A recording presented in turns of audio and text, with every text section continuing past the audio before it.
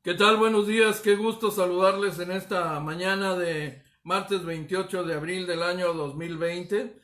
Como siempre, con el gusto de llegar a todos ustedes con esta primera edición de AFN Político y algo más, que es una producción de Agencia Fronteriza de Noticias y de su directora, nuestra amiga y compañera Dora Elena Cortés.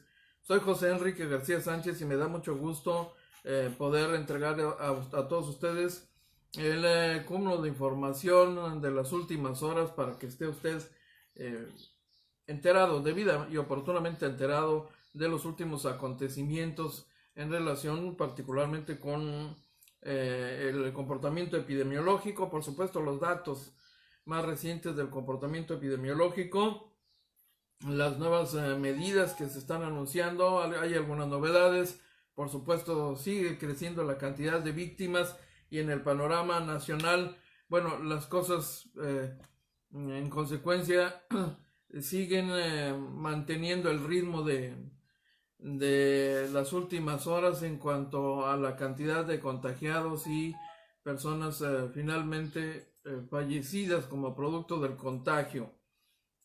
Déjeme comentarle que, tal como le habíamos anticipado el día de ayer, efectivamente, Petróleos Mexicanos había notificado a sus trabajadores, una cantidad importante de trabajadores de confianza, que se les estaba solicitando como apoyo al plan de austeridad delineado por el presidente de la República, renunciar al 25% de sus salarios de manera voluntaria, en un mensaje que por supuesto muchos trabajadores entendieron que no era en estricto sentido una disposición o una invitación. No se abordó el tema de las consecuencias, por supuesto, es una invitación para un descuento del 25% de sus salarios en forma voluntaria a fuerzas. Y déjenme decirle que, como era previsible, muchos de los trabajadores empezaron a responder a la gerencia de recursos humanos de Petróleos Mexicanos que si es pasión que se les borre, ¿no? Porque no están dispuestos a renunciar a su salario futuro, particularmente porque en estas condiciones cada peso cuenta. Y ha habido respuestas puntuales incluso en ese sentido de parte de trabajadores de la empresa petrolera, de la paraestatal, a lo que se agrega un dato que se había mantenido en reserva, y es el dato de que Petróleos Mexicanos ha tenido también bajas importantes derivados del contagio del coronavirus. Fíjese que según los datos más actualizados, y se los comparto en este momento, permítame usted, espero que la hayan pasado bien, que le estén pasando bien además en este momento de cuarentena. Mire, se los chupó la bruja. ¿Dónde? Bueno, así son estos chicos de las tecnologías de la información. De pronto se ponen sus moños y ya sabe, nos ponen a sufrir un poco, pero déjenme compartirle este dato. Vamos a ver. Sí.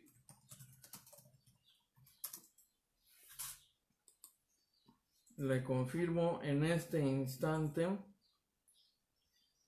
Por lo pronto, el dato más reciente, según el comportamiento epidemiológico reportado por la Secretaría de Salud, ya tenemos en el país 15.529 contagios, 852 nuevos en 24 horas, desde el 27 de febrero que se registró formalmente el primer caso en un paciente que tenía el antecedente de viaje de Italia. Y tenemos 1.434 decesos, 1.434 personas han muerto en este país hasta este día, mientras el universo de contagiados es de 15.529. Por cierto que le comparto este dato. Entre los nuevos casos de contagios confirmados está el de la titular de la Secretaría de la Función Pública, Irma Heréndira Sandoval, que dio positivo a COVID-19. La doctora Irma Heréndira Sandoval se mantiene en buenas condiciones de salud. Ha tenido que salir la dependencia a informar públicamente porque la Secretaría había mantenido en silencio esta información. La titular justo acababa de sostener una reunión de trabajo con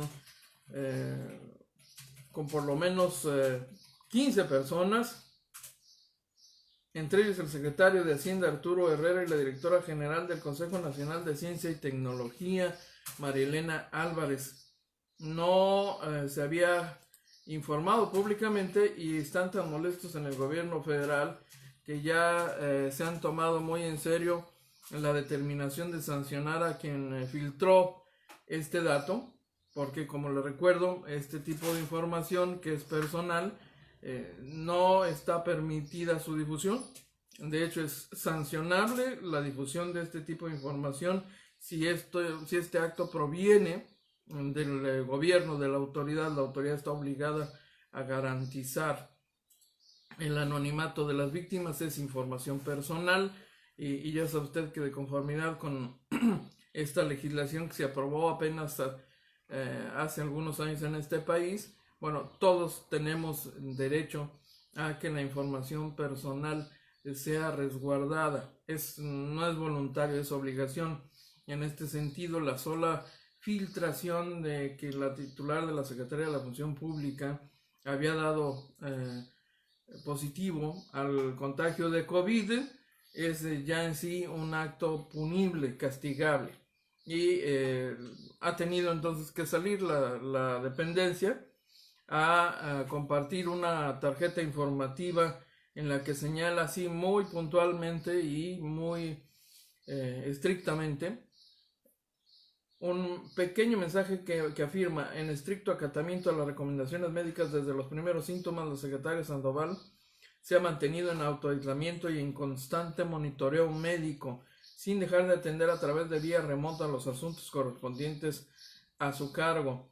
La dependencia no ha informado qué hay respecto de los funcionarios con los que se reunió la titular de la Función Pública. Y mire usted, ya está iniciando en estos momentos su transmisión el gobernador de Baja California, Jaime Bonilla Valdés, con el reporte. A ver, vamos a ver si podemos escuchar al gobernador con el reporte actualizado. Está a punto de... Sí, está a punto de entrar al aire. En cuanto lo haga, le vamos a compartir el dato oportuno, pues, directo de la fuente, que es el gobernador de Baja California, en que todos los días, como usted lo sabe, nos entregan un reporte en materia de seguridad pública, pero también el reporte epidemiológico a cargo del secretario de Salud para actualizarnos los datos de las últimas 24 horas. No ha informado la autoridad si ha sometido acaso a pruebas diagnósticas de los asistentes a esa reunión 3 días antes de que se supiera que había sido contagiada con COVID-19. La titular parece reaccionar muy bien y eventualmente estará reincorporándose ya públicamente a sus actividades, ya fuera de aislamiento, pero no es el caso respecto de los otros. Lo que sí le puedo decir es que el subsecretario Hugo López-Gatell ya se pronunció sobre esto y dice que se va a investigar y se sancionará a quien filtró la información sobre la confirmación del contagio de la secretaria, porque es una grave violación a la ética de servicio público. López Obrador hoy en la mañanera, por cierto, le deseó los mejores parabienes a Irma Heréndira, la titular. Le deseo que se recupere, y también a los otros servidores públicos. El gobernador de Tabasco, Adán Augusto López Hernández, quien ha dado positivo, y otros servidores públicos, dijo el presidente. El subsecretario López-Gatell, por su parte, confirma que la doctora está en perfectas condiciones, y tal como ella lo tuvo que confirmar en sus redes, bueno, pues finalmente su caso no es tan grave. Se aplicó el protocolo normal que se utiliza en todas las personas del estado de contactos, el estudio de casos y contactos. Se refiere a todos los que estuvieron en contacto en las horas previas con esta funcionaria federal. Está afirmando el subsecretario López-Gatell que ninguno de sus compañeros de trabajo parece haber sido infectado. Todavía no se concluye una revisión, el estudio de todos ellos, pero los contactos iniciales que han sido sometidos a la prueba de laboratorio han resultado negativos hasta el momento. Dice que cuando una figura pública tiene una enfermedad se vuelve un asunto de notoriedad y se hace un enorme énfasis en cómo está y si pudo haber contagiado y a cuántos contagió, y se filtra la foto y se hace un escándalo. El punto es que no debemos pensar que las condiciones de salud o biológicas de una persona que ocupa un cargo público pudieran ser distintas a una persona que no ocupa un cargo público. Los protocolos son los mismos, pues sí. Verdad de perogrullo la de don Hugo López-Gatell, subsecretario de Información. Mientras tanto, déjeme compartirle el dato de que en la Ciudad de México el panorama es de cierta preocupación, porque los hospitales privados, algunos de los más importantes, que aceptaron participar en apoyo a las autoridades sanitarias mediante este convenio firmado por las dos agrupaciones que representan los intereses de los consultorios, hospitales privados, finalmente llegaron a su tope. El Hospital Español ya no tiene capacidad para atender pacientes, y lo mismo en el caso de Médica Sur.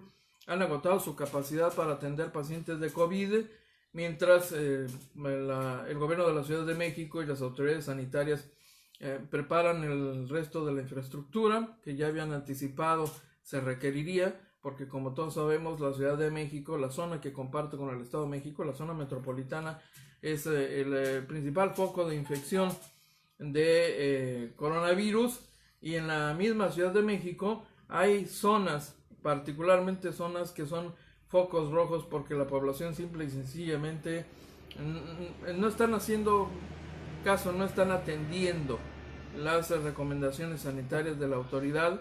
Hay varios focos, ya le habíamos comentado en días pasados, que hay varios focos en la capital del país, donde se han detectado una gran cantidad de contagios. La zona oriente del Valle de México, estamos hablando de una región que hasta el momento contabiliza 2.664 contagios por coronavirus.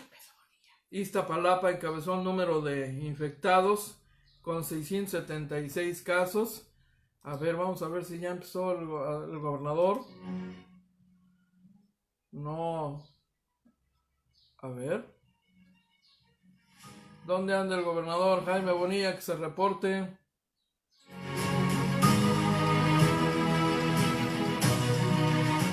Bueno, hoy cambió la musiquita de introducción. Ahí está. Amigos, muy buenos días. Hoy, martes 28 de abril, son las 10:15 de la mañana, terminando con las reuniones rutinarias de esta mañana, para reportarles lo siguiente. Primero, obviamente, entrando en el tema de la mesa de seguridad, reportamos que en el Centro Integrador del Migrante están incorporados 164 personas, 164 migrantes, de los cuales todo bajo control y ningún contagio en el Centro Integrador. Entonces tenemos buenas noticias ahí, y para nosotros es muy importante porque manejamos el pulso de la gente que estamos integrando. Acuérdense que entran y salen, entonces para nosotros es como un filtro, un indicativo muy importante. Por otro lado, le quiero decir que General Hernández Vélez de la Guardia Nacional nos reporta dos incidentes de paquetes que se confiscaron, a que no sé de quién. Sí, exactamente, de FedEx. FedEx, General 9 kilogramos de marihuana, la Guardia Nacional, ya es una rutina, es la manera de hacer negocios de ellos. Yo creo que es como se mantiene, es que no creo que a que no le esté dando para otra cosa, por eso se están enfocando en el contrabando permanente. Otra vez, desde el punto de vista de la gubernatura de Baja California, los declaramos empresa non grata en este estado. También les reportamos que se cancelaron ayer 31 vuelos a Tijuana y 16 a Mexicali. Con eso se controla también de una manera muy eficaz el flujo y la movilidad de gente que llega a Baja California, particularmente a la capital y a Tijuana. También reportamos que hubo 10 homicidios ayer, 7 en Tijuana, 1 en Ensenada, 1 en Tecate y en Mexicali. Esas fueron las cosas más importantes, particularmente desde el punto de vista del tema que seguimos lidiando todos los días, que es esta paquetería de nombre FedEx, que no han hecho ni el menor esfuerzo por resolver este problema que nos afecta tanto. El 90% están relacionados al narco. Caramba, sigue teniendo problemas el equipo del gobernador Jaime Bonilla Valdés. A propagar, a fomentar y hacer negocio con menudeo. También me acompaña el doctor Ruiz Uribe, delegado federal del gobierno, representante del señor presidente aquí en California, y él me va a hacer el favor de tocar dos temas. Uno, obviamente, el de las despensas, que ya le ha tocado hacer conmigo, y el otro sobre el tema de los crematorios, que en ese momento nos va a acompañar el secretario de Salud. Bueno, vamos a dejar en paz tantito al gobernador porque claramente, al igual que ayer, está teniendo problemas con la saturación, porque se ha venido reportando en las últimas horas una saturación extraordinaria, no inesperada, porque ya los especialistas habían hecho una proyección de las consecuencias que podía tener esto del aislamiento, y los conocedores del tema, los industriales del ramo de las tecnologías de la información, han venido reportando un crecimiento exponencial en el uso de las plataformas de redes sociales, que es hoy día, en este momento, sobre todo en la tercera fase de la pandemia, la única opción para mantenerse en contacto con los seres queridos y con los amigos, y con incluso pues poder desarrollar teletrabajo le llaman a esto, y esa es la razón. Y mire que estamos hablando del gobierno del estado, que tiene técnicos altamente capacitados en informática, tiene áreas de informática, y tiene los recursos necesarios para resolver, para asegurarse la infraestructura de servicios indispensable. Hoy más que nunca también ellos son usuarios y de primer orden de las tecnologías de información, y esto es lo que pasa. Vía WhatsApp o vía Facebook, en un total de 22,832. Mientras el delegado de programas federales nos receta la numeralia sobre las despensas entregadas en los programas que echó a andar la administración del gobernador Jaime Bonilla Valdés en coordinación con el gobierno federal, retomo el tema del reporte entregado por Petróleos Mexicanos respecto del comportamiento epidemiológico en esa paraestatal. Se han registrado hasta el día de hoy 1,300 casos sospechosos, se han realizado 463 pruebas de diagnóstico, se ha logrado descartar 312 casos y confirmar 151, 28 trabajadores fueron dados de alta, 65 continúan en aislamiento domiciliario, 26 en hospitalización en un pabellón aislado, 17 están en terapia intensiva y un total de 15 víctimas fatales, 15 defunciones, de las cuales 10 ocurrieron en jubilados, 4 en familiares y un trabajador que se encontraba ausente de sus labores por incapacidad médica por motivos distintos al COVID-19 y que, como ustedes saben, se hallan en condiciones de vulnerabilidad debido pues a tener un sistema inmunológico pues dañado, afectado, inmunodeprimido, dicen los médicos, para referirse a ese nivel de fortaleza que tiene el sistema inmunológico de las personas y que es variable según una serie de consideraciones como la edad, la salud física, las condiciones generales de cada persona. Dice la empresa que entre las medidas preventivas que aplican se encuentran el uso de cámaras termográficas con la finalidad de administrar riesgos de contagio al interior de las instalaciones marinas.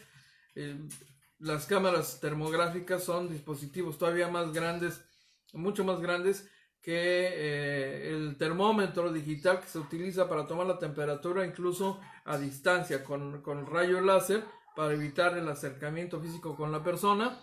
A una poca distancia se le puede tomar la temperatura enfocando a la frente de la persona. Esto es, por supuesto, considerando la cantidad de trabajadores que maneja Petróleos Mexicanos, pues es un dispositivo más amplio que se instala sobre todo en la entrada de los accesos principales y que permite visualizar a una gran cantidad de trabajadores. A ver, vamos a escuchar a contingencia que ha azotado al Uribe. mundo, ha despertado lo mejor de los seres humanos. Lo vemos en los doctores que todos los días se juegan la vida para salvarla de todos los demás. Pero también, desgraciadamente, ha despertado en algunos sectores de la población minoritarios actitudes francamente deleznables, criticables y que tiene el Estado que entra para corregir. Es el caso del tratamiento que le están dando a los muertos, a los difuntos y a los deudos de esos difuntos, las empresas para quemar cuerpos, las empresas funerarias que tienen esa capacidad.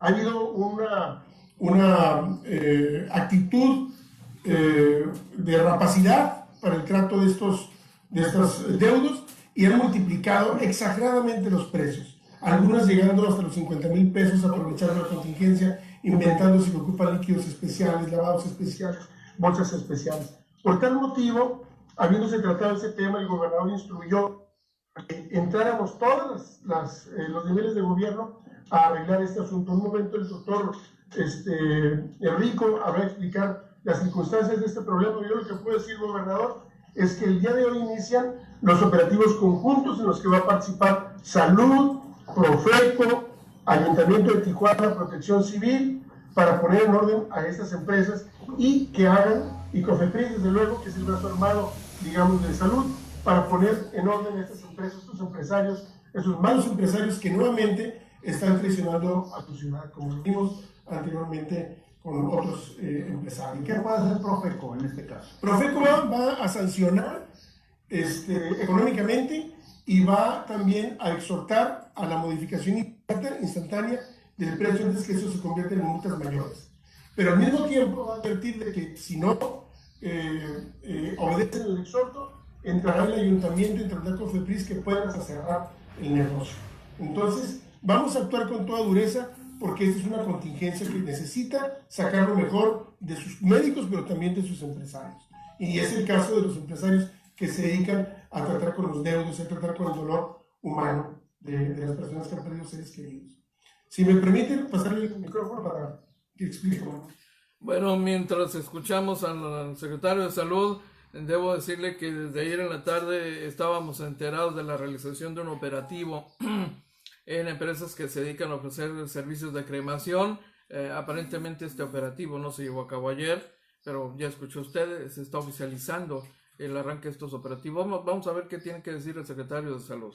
Tienen que hacer, pero aclarando ese punto y por instrucciones de ustedes, que tenemos 2 días precisamente haciendo el tema de los crematorios y como Secretaría de Salud directamente con ellos, pues ya hemos identificado esa diferencia que existe y al día de hoy precisamente vamos a visitar al 100% de los crematorios en el estado, no nomás la Secretaría de Salud, sino como bien comentaron la COFEPRIS, para determinar qué procedimientos ellos están argumentando, porque ahorita se está haciendo para las personas que quieren cremar a sus familiares, que ese es su derecho, se está haciendo un tipo de cuello de botella. Las funerarias les dan tiempos prolongados, los crematorios comentan que son un poco tiempos más tardados y de repente ahí viene la elevación de los precios, y eso es precisamente lo que vamos a ir a verificar, corregir e inmediatamente ayudarle a las funerarias en todos los trámites burocráticos que se hacen en el registro civil. Ahorita ya tenemos la instrucción de facilitar todos los trámites para que el paciente que perdió la batalla contra el COVID tenga su destino final lo más oportuno, y que la familia no sufra durante ese momento tan difícil, y mucho menos permitir que ciertas personas quieran lucrar de esta desgracia, ¿no?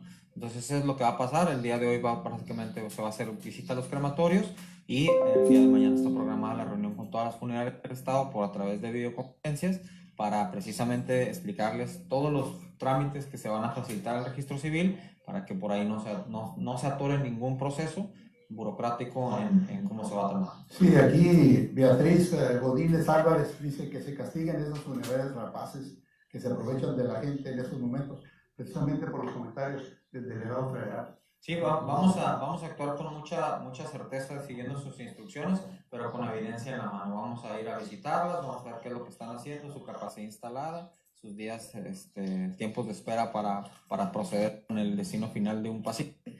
Y en base a eso, pues son las acciones que se van a tomar a partir de hoy para adelante, y que como Estado salgamos más fuertes, ¿no? Como además por estilo de su gobierno, pues no se va a permitir que se tome. Bueno, ahí está el dato ya más específico de parte del secretario de Salud, Alonso Pérez Rico. Está a punto de iniciar el reporte epidemiológico y ya lo escuchó usted. Será un macrooperativo en todo el estado con funerarias y sobre todo con negocios dedicados a ofrecer el servicio exclusivamente de cremación. Hay empresas dedicadas al servicio de cremación y ya escuchó usted al coordinador de programas federales en Baja California. Está haciendo un señalamiento serio, rudo. Está acusando de rapaces a empresas que ya por lo visto tienen identificadas por aprovechar, por lucrar con la tragedia de muchas familias que no solamente pierden a sus seres queridos, sino enfrentan pues la obligación de cubrir los gastos funerarios, que se reducen porque se han eliminado en la mayoría de los casos el servicio de velación, o se ha limitado a un servicio de velación mínimo de 2-3 horas y a una concentración máxima de 10 personas, los familiares en estricto sentido, y en la mayoría de los casos el destino final de las víctimas de COVID es la cremación, incluso por razones de bioseguridad, de seguridad biológica. Es otra razón por la que se han eliminado las autopsias, porque son procedimientos de alto riesgo, y aun cuando, eso ha dicho el secretario de Salud, existe la capacidad técnica para llevar a cabo ese tipo de procedimientos, se ha decidido que lo más responsable y lo más seguro es simple y sencillamente considerar resuelto el requisito con el certificado de defunción emitido por las autoridades tratantes de los enfermos, para evitar la autopsia y deshacerse finalmente de los cuerpos de la forma más segura posible, porque además este es un procedimiento que se ha vuelto controlado por las autoridades sanitarias. El secretario de Salud está presentando los números nacionales que ya le compartimos a usted, mientras concluyo el reporte de Petróleos Mexicanos, que dice que con la campaña Pemex acercaron servicios de salud a los jubilados y familiares para asesorar y dar seguimiento a los pacientes sin que tengan que salir de casa. Hasta este día se han atendido por videoconferencia a 521 derechohabientes, entre los que se han identificado 90 con síntomas respiratorios. Se han ofrecido asesorías para surtir recetas, 24 atenciones de salud mental, 344 padecimientos diversos.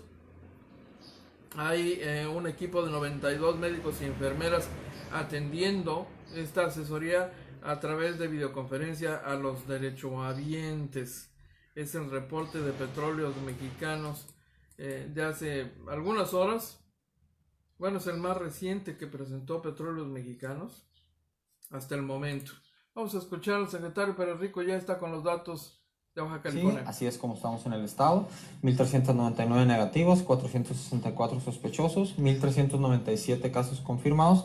Tijuana 765, Mexicali 529, Ensenada 31, Tecate 53, Rosarito 15 y San Quintín 4. De las defunciones 190, Tijuana 130, Mexicali 45, Ensenada 6, Tecate 5, Rosarito 3 y Vicente Guerrero 1. Pasamos a la que sigue. Esta gráfica nos marca estudiados por institución. La Secretaría de Salud tenemos 56 casos sospechosos pendientes de resultado, que son los de ayer en la tarde, los de ayer en la noche. El IMSS tiene 398 casos sospechosos pendientes de resultado y instituciones, Iztacali y CEMAR salen el día de hoy y los vamos a procesar nosotros. ¿La que sigue? Esta es una gráfica que representa los grupos etarios. Los grupos etarios son los grupos de rangos de edad y cuáles son los más castigados. Como habíamos dicho ayer, el patrón continúa 40-44, 45-49 con 150 casos respectivos de cada grupo etario. Básicamente es la clase. Y la distribución de hospitalizados en relación a ambulatorios, 79% son ambulatorios, están en su casa reposando y 21% son hospitalizados. Las comorbilidades siguen siendo las mismas, 27%. Se mantiene la tendencia. Prácticamente el 80% son personas confinadas en su casa, no requieren hospitalización. El número de pacientes sospechosos en total que hemos tenido en Baja California desde que inició la pandemia el 8 de marzo. Todos estos son los casos sospechosos.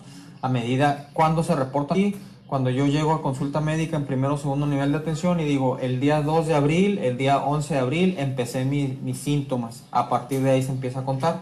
Esto es el total de los días. Si pasamos a la que sigue, estos son los últimos 14 días. Aquí tomamos como referencia el día 10 de abril, que es el peor día en California en pacientes sospechosos.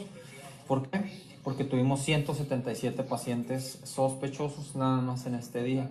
Ya ahorita, estos últimos 14 días, todos los pacientes que lleguen a partir de hoy, que me digan tengo 5 días con síntomas, pues lo vamos a poner el día 23, el día 22 y así.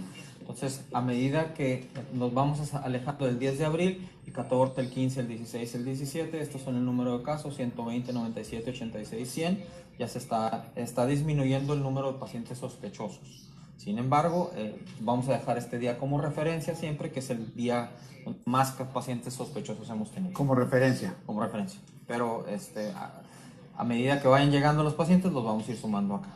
¿Sí? Estas son desafortunadamente las funciones que hemos tenido en el estado de Baja California. El grupo etario más castigado de 65 años con 55 pacientes ahí. Los 5 grupos etarios de 40 a 44 a 60 a 64 traen un promedio de 22 por grupo, con 190 defunciones, 61% de estos son hombres, 39% son mujeres. La que sigue, este es el promedio de defunción por día desde que empezamos la pandemia en Baja California, es 3.7 muertes por día. La que sigue, casos recuperados, tenemos 89 hombres recuperados, 79 mujeres, 67 en Mexicali, 91 en Tijuana, 8 en Tecate, 1 en Ensenada, con un promedio de edad de casi 40 años. ¿Cómo estamos en la Secretaría de Salud? 67% de ocupación hospitalaria entre nuestros 3 hospitales COVID, 51 ventiladores disponibles, 2 en Ensenada, 15 en Tijuana, 24 en Mexicali. En el Seguro Social, 65% de ocupación hospitalaria, 18 ventiladores disponibles, 3 en Ensenada, 9 en Tijuana y 2 en Mexicali. Vamos a la que sigue, las unidades de apoyo que son ISSSTE y Iztacali, 56% de ocupación hospitalaria en el ISSSTE, 74% en el Iztacali.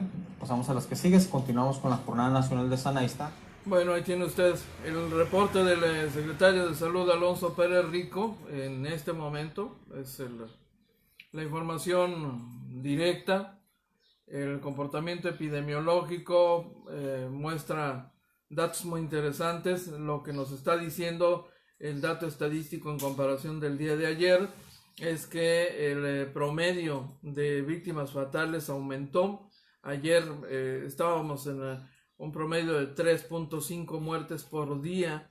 Hoy ese porcentaje ha subido a 3.7. Es el dato que compartió el doctor en la gráfica que regularmente muestra cuando da la explicación, y es congruente con la previsión de que conforme nos acercamos a las 2 semanas, bueno, estamos ya en las 2 semanas críticas, la curva de ascenso, la velocidad de contagios se iba a traducir en un disparo en la estadística, en la curva, una curva muy vertical, por cierto.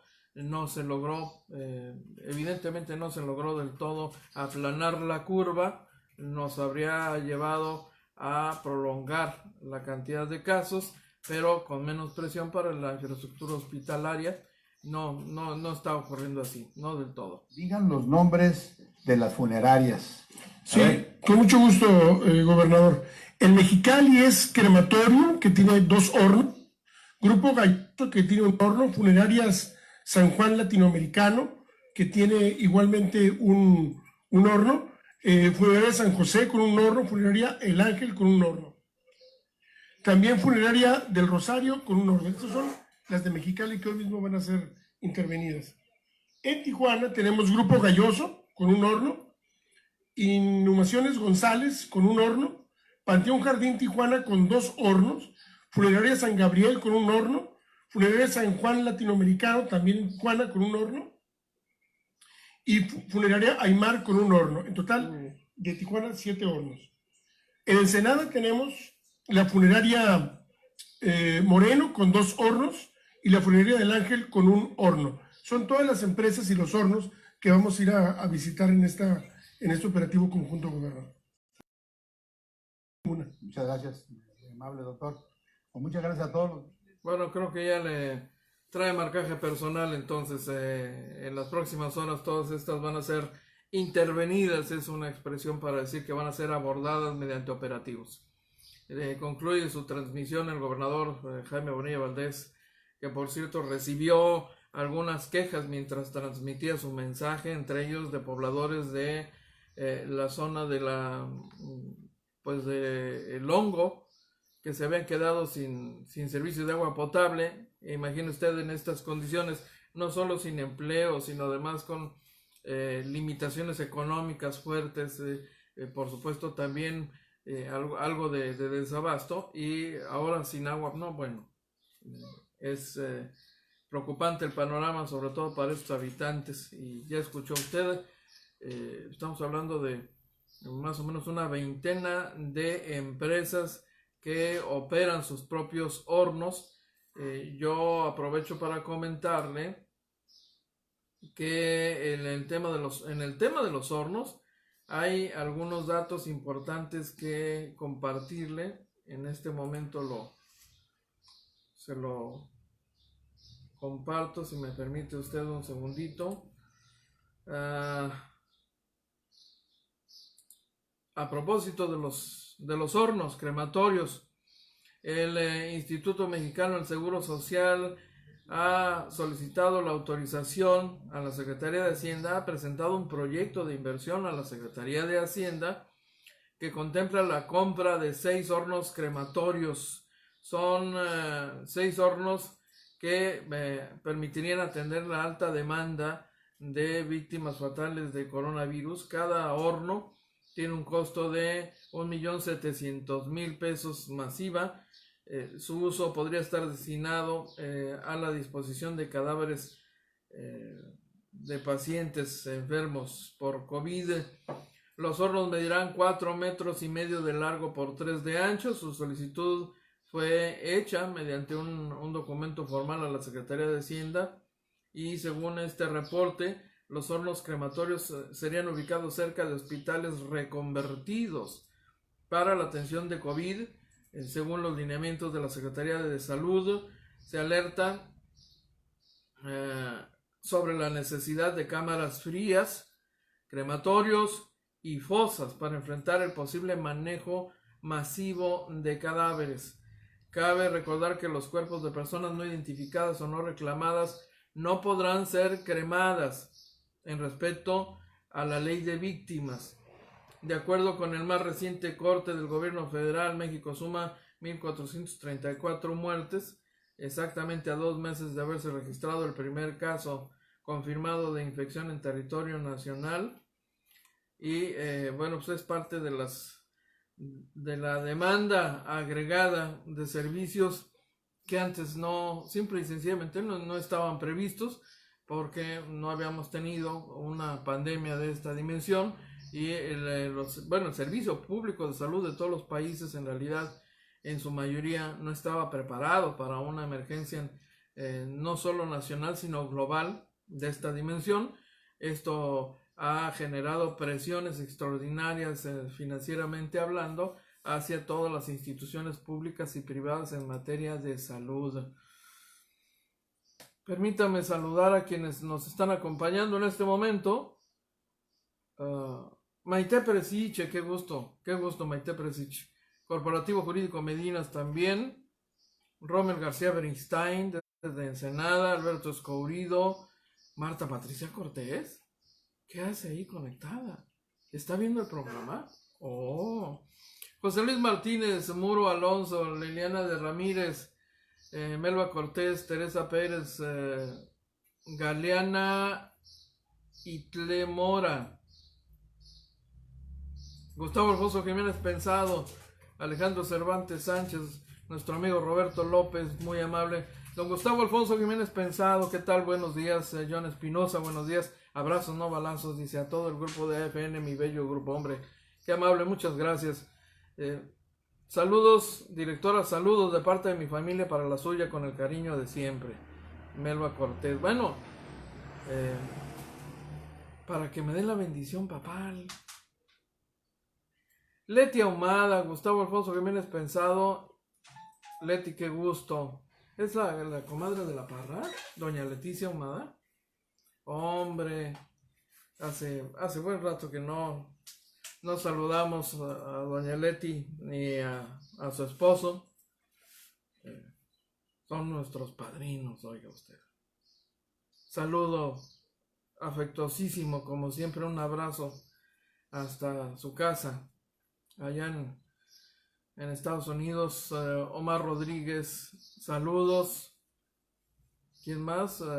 Quédense en casa, dice Maite Presiche. El diputado federal Héctor Cruz nos acompaña en esta transmisión. Hace rato que no platicamos con el diputado federal Héctor Cruz, por cierto. A ver si hacemos algún enlace para el programa de la 1 de la tarde para que nos actualice algunos datos importantes. María del Socorro Monforte, saludos. Muchísimas gracias por acompañarnos en la transmisión. Yo debo aprovechar para comentar que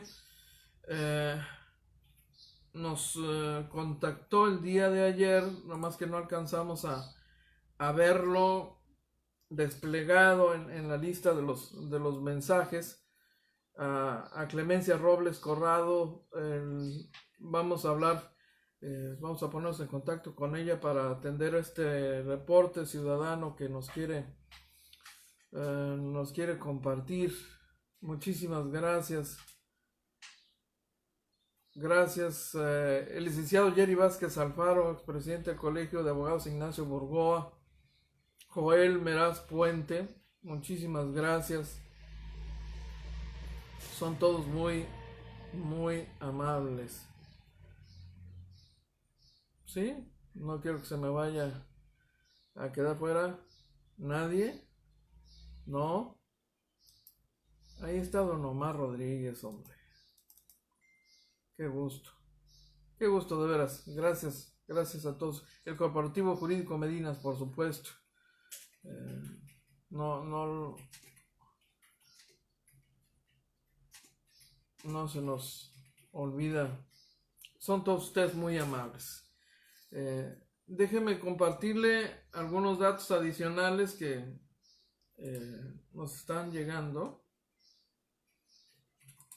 Doña Leti de la Parra, hombre, Chihuahua. Se le extraña, ¿eh? Saludos a don Tomás, a toda la familia. Gracias.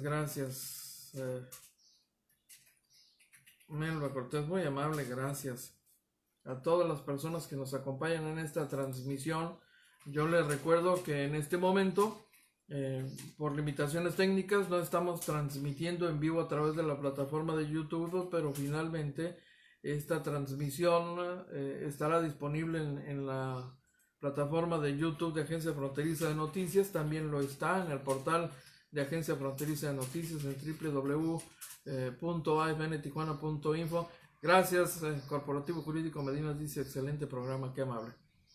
Importante sobre todo por la participación de todos ustedes, y lo reitero, esto no sería posible sin el trabajo, el soporte de un equipo extraordinario en Agencia Fronteriza, el personal de redacción que desde sus casas hace teletrabajo, los compañeros reporteros que regularmente hacen trabajo de campo y que aún en estas condiciones y de forma muy controlada hacen algunas coberturas, yo debo decirle, para poder entregarnos lo más reciente y de tal forma que podamos nosotros entregárselo también.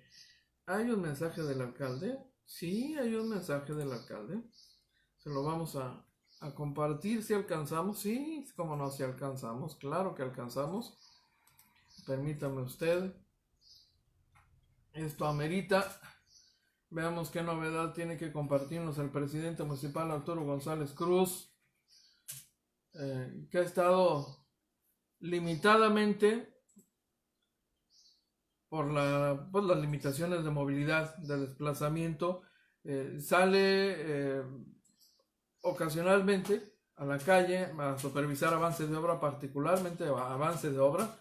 Le recuerdo que el gobierno municipal anunció una inversión importante de más de 500 millones de pesos, 561 millones de pesos en obras, en servicios, obras de infraestructura, que es una fuente generadora de empleo inmediato, rápido. Además, a ver, vamos a escuchar al alcalde.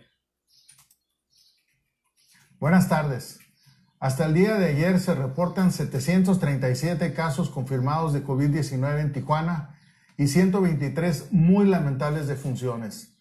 Desde hace unas semanas nos enfrentamos a una crisis sin precedente que afecta a todos los países y ciudades del mundo sin distinción.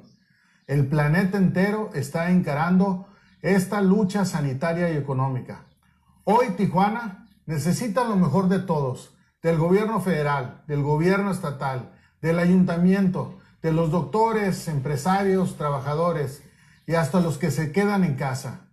He decidido poner en acción y acelerar el Plan Emergente de Recuperación de Empleo, el cual incluye en su primera fase un programa de pavimentación sin precedente, donde confirmamos la creación de 3,000 empleos directos y 13,000 indirectos. Son 112 proyectos en las 9 delegaciones, beneficiando a 800,000 personas. Hay que aprovechar estos momentos, ya que con las medidas de sana distancia se ha reducido la movilidad en la ciudad en un 60%. Así podremos pavimentar el mayor número de metros cuadrados, evitando afectaciones viales futuras. Agradezco a los ciudadanos que responsablemente se han quedado en casa e insisto a todos los que tenemos que seguir saliendo a laborar, no bajar la guardia y seguir tomando todas las medidas como el uso de cubrebocas, mantener la sana distancia, el uso de gel antibacterial y el lavado regular de manos. Además, en caso de presentar síntomas, llamar al teléfono que aparece en la pantalla. Hoy, todos por Tijuana. Seguiré informando. Muchas gracias. Bueno, ya escuchó ustedes la confirmación del alcalde Arturo González Cruz de esto que justo ayer le compartíamos la información oficial sobre este programa.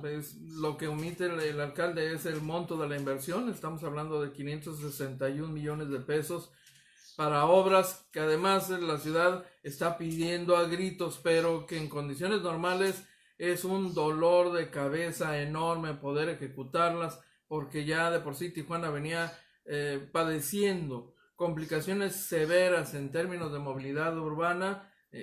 La ciudad se ha convertido en los últimos tiempos en un caos cotidiano, 24/7, para decirlo en términos, bueno, estoy por supuesto exagerando, pero una gran parte, una gran zona de la ciudad, de hecho está identificado.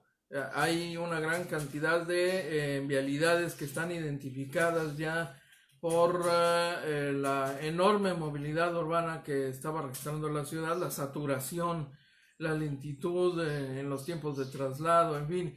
Hoy que estamos en cuarentena, pues resulta que tenemos una etapa extraordinaria, una oportunidad ideal para hacer trabajos de esta naturaleza sin que la gente vaya a ser entripados, porque pues sobre todo en época de calor, yo le doy el dato, se lo recuerdo, es un dato técnico que han utilizado, es un argumento que han utilizado las autoridades. Las obras se hacen, sobre todo las de bacheo y pavimentación, se hacen en el transcurso del día por una razón. Las altas temperaturas en esta época del año facilitan el secado inmediato de estas vialidades en donde se ejecutan las obras. En las noches, que es una propuesta y es un reclamo que se ha venido planteando, sí, hay más libertad para hacer esas obras, pero los tiempos de secados también se prolongan, aun cuando se utilizan, por si usted no lo sabía, secantes químicos, se esparce, se utilizan aspersores y se bañan todas estas vialidades, sobre todo aquellas donde se pavimenta con concreto hidráulico, se bañan con este riego por aspersión. Es un químico, es un secante, acelera el proceso de secado, pero aún así pues no se compara con las condiciones naturales que brindan las altas temperaturas en verano. Entonces idealmente y por razones de costo, el verano en el día es el momento más propicio para este tipo de obras. En fin, oportunidad de oro que esperemos aproveche el gobierno municipal. Le quedan 2 semanas todavía, la etapa más intensa, antes de que se levante el confinamiento paulatinamente y se normalice la actividad económica y social en la región. Un detalle que está sujeto, por supuesto, a el comportamiento epidemiológico de los bajacalifornianos. Mire, casi nos tenemos que retirar. La verdad es que hay muchísima información que ya no alcanzamos a compartirle en esta edición, pero en punto de la 1 de la tarde, yo le recuerdo, vamos a poder desahogar el resto del material que le tenemos que compartir. Ha habido mucha información en las últimas horas en Tijuana. Bueno, la violencia desatada, Usted podrá informarse en el portal de Agencia Fronteriza de Noticias sobre los últimos acontecimientos. Hay algún incidente en las últimas horas, particularmente de un encontronazo muy violento. Le voy a compartir este dato, esta información. En los últimos días, Baja California ha registrado, particularmente Tijuana, un alto índice de homicidios. Y se trata de una persecución y balacera en playas de Tijuana. Anoche se registró en playas de Tijuana, hubo una intensa movilización policíaca. El reporte que hemos conocido y que lo ofrecemos en la Agencia Fronteriza de Noticias plantea que después de las 7 más o menos de la tarde-noche se registraron las detonaciones de arma de fuego sobre las inmediaciones de la avenida Baja California y Paseo Playas, y con el paso de las horas se fue confirmando este acontecimiento. Aparentemente hubo una persecución entre delincuentes. Los datos que se conocen de manera cierta es que hubo dos vehículos aparentemente involucrados en la persecución y balacera. Habrían participado policías estatales. Se habla de una persona lesionada. Según el dato preliminar, habría recibido un tiro en una pierna. No se presentaron mayores datos. No se conoce todavía oficialmente la identidad del herido. Y se sabe que la policía, que la Guardia Estatal detuvo a dos presuntos involucrados en este incidente. Hay versiones que señalan que los elementos estatales se los toparon. Fue como diría Francisco Castro Trenti, ex director de la Policía Judicial del Estado y de periciales, fue un topón, ¿no? Se los toparon mientras hacían un patrullaje de rutina y habrían sido atacados por los supuestos delincuentes. En el intercambio, ningún uniformado fue herido de bala. Esto ocurrió anoche en playas de Tijuana. Y en otro incidente más, pues esto fue en el crucero de las 5 y 10. Si usted transita regularmente por esta zona ya se habrá percatado. Anoche ocurrió este otro incidente. Es una pipa de gas que terminó volcada. Se reportan 2 muertos. Una empresa gasera se había enviado equipo adicional para el trasvase, le llaman, el traslado pues del contenido de la pipa que se volcó a una pipa para reducir el riesgo de explosión. Esto habría ocurrido en el crucero sobre Boulevard Lázaro Cárdenas y fue necesario desplegar todo un operativo de control de tránsito y desvío porque el incidente consumió bastante tiempo para las autoridades de bomberos particularmente. En el portal de Agencia Fronteriza de Noticias le estamos ofreciendo algo de las imágenes.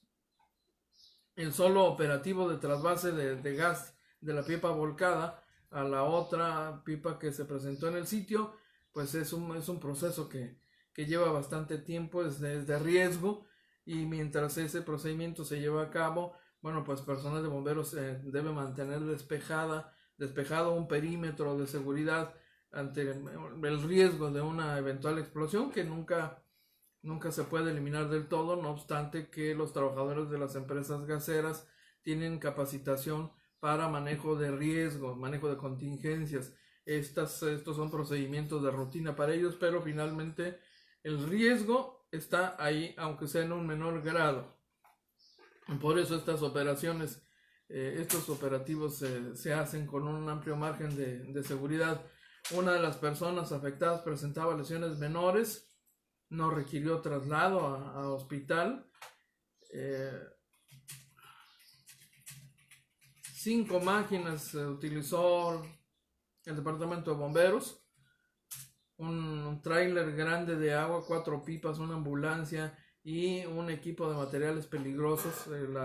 La división de materiales peligrosos que tiene la dirección de bomberos es justamente para atender emergencias como las pueden representar un derrame de materiales peligrosos como amoníaco. Hace algún par de días se registró un incidente de esta naturaleza y es en esos casos donde la división de materiales peligrosos entra en funcionamiento.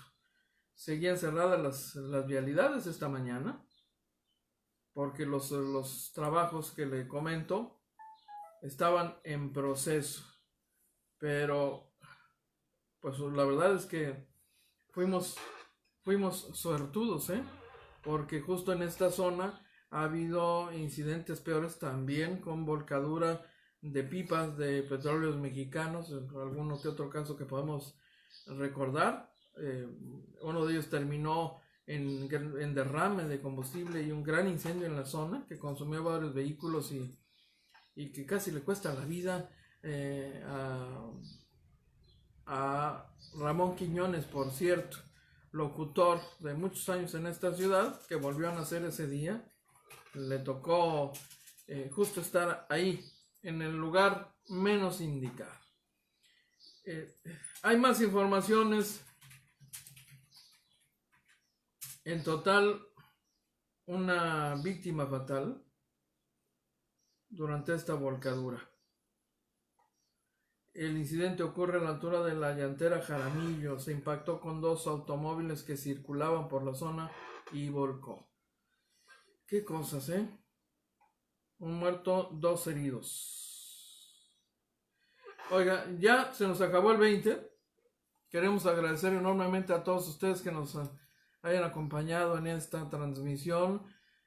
John Espinosa, gracias, muy amable. Gracias a todos ustedes. Claro que sí. Qué gentiles.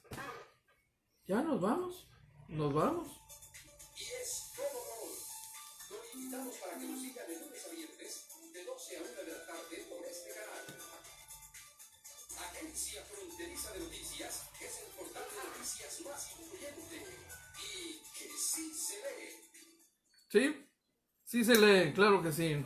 Nos vemos y escuchamos en punto de la 1 de la tarde para la segunda edición de AFN Político y algo más. Pásela bien.